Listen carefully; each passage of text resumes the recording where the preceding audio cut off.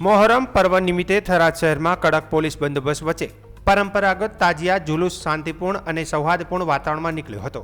શહેરના કાજીવાસ વિસ્તારમાંથી પ્રસ્થાન કરાયેલા જુલુસમાં મોટી સંખ્યામાં મુસ્લિમ બિરાદરો ઉપરાંત વિવિધ સમાજના લોકોએ પણ જોડાઈને કોમી એકતાનું ઉદાહરણ પૂરું પાડ્યું હતું।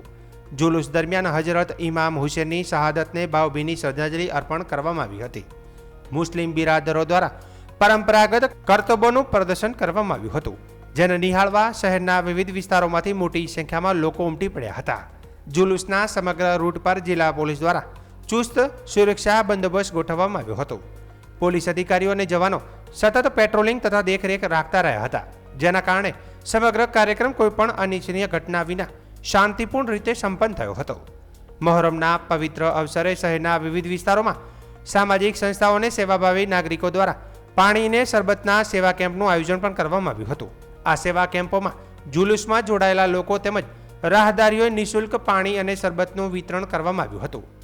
આ પ્રસંગે સમાજના આગેવાનોએ જણાવ્યું હતું કે થરાદ શહેરમાં વર્ષોથી હિન્દુ મુસ્લિમ એકતા, ભાઈચારો અને પરસ્પર સૌહાર્દના વાતાવરણમાં તમામ ધાર્મિક તહેવારોની ઉજવણી થતી આવી છે। સરકાર અને જિલ્લા પોલીસની માર્ગદર્શિકાનું પાલન કરીને મોહરમની ઉજવણી કરવામાં આવી હતી। ભવિષ્યમાં પણ તમામ તહેવારો પ્રેમ, એકતા અને અખંડિતતાની ભાવના સાથે ઉજવાતા રહેશે તેવી આશા વ્યક્ત કરવામાં આવી હતી।